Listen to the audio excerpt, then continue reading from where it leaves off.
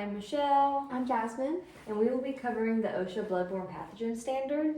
So whenever establishing a standard for your office, the first thing to do is review the OSHA standard so that you can mirror what they recommend. Next thing to do is go ahead and prepare a written exposure plan. And to do that, there are a couple things for implementation. First, you need to determine which employees have occupational exposure and at what level, because different levels obviously will apply to different types of employees that are in your practice. After you've established those different levels, you can schedule implementation and describe when and how those provisions of standards will be implemented. And some of those things will include communications of hazards to employees. So how do you communicate to employees things are hazardous and have possible bloodborne pathogens? Down here, there's one of the main things to do, which is specific information and training. Training should be done annually and upon hire for any new employees. And this is to communicate protective measures that need to be taken to minimize risk when working with hazardous materials. Additionally, to communicate hazardous materials using symbols and labels, like having a biohazard symbol on a sharps container is a great way to do that. Additional things that need to be implemented are hepatitis B vaccination for employees. And so for hepatitis B, it is a common liver disease caused by hepatitis B virus. Related to the dental field, unvaccinated members of the dental team are at least 2 to 5 times more likely to be infected by the hepatitis B virus.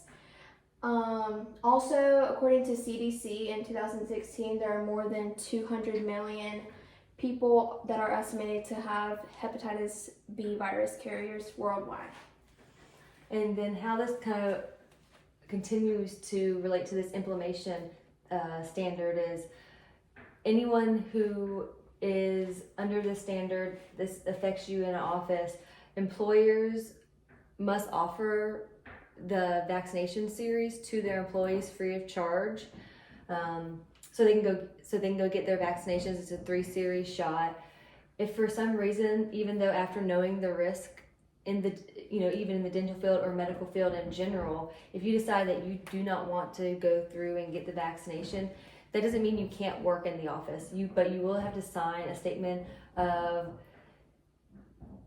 declination, which means you've declined to go get the shots, and that would be kept in your employee file. For some reason, let's say there is an exposure, post-exposure measures would be the employee and the source patient, which is the patient that you may have got needle pricked by an instrument that you were working on their mouth in and there was blood.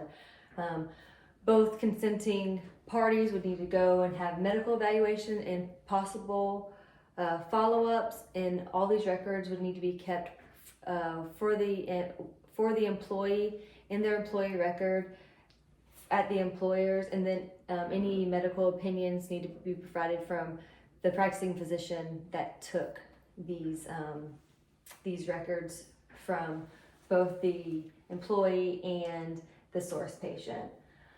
Additional things, methods of compliance are engineering and work practice controls. So for engineering and work practice controls, they are used to minimize and eliminate employee exposure. So examples of work practice controls would be like using the one-handed scoop technique and prohibiting overfilling the sharps container. And for engineering, that would be using a sharps container, for example. For PPE, make sure that your employees are using proper PPE, such as like the protective clothing, gowns, aprons, labs if you're working in any of those type of sections, and use of gloves, Make sure to put on correct gloves if someone's allergic to gloves, like latex. Make sure you have a different type of gloves for them that they could use so they don't get any reaction. And make sure that the gloves are well fitted and not too tight, that can cause punctures or tears. And if gloves are punctures and tears, make sure to replace immediately. For masks, make sure that it's covering your face and nose so that mucous membranes or splatters or anything like that aren't being absorbed. And for housekeeping, we want to make sure that all equipment and materials are disinfected and cleaned after contact with any blood or infectious materials, as well as if anything were to be broken or glassware on the floor, make sure to use tongs and do not pick it up directly.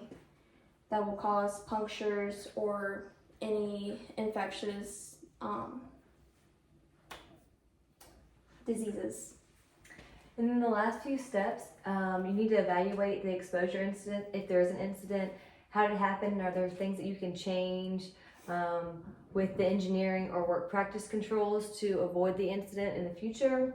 And then final thing, prevention of sharps. Hopefully doing all these different standards and the implementation of this exposure control plan will assist in the minimizing of sharps injuries. And just to wrap it up, universal protocols, just treat every patient and treat all bodily fluids as if they are contaminated so that you are being safe. Thank you.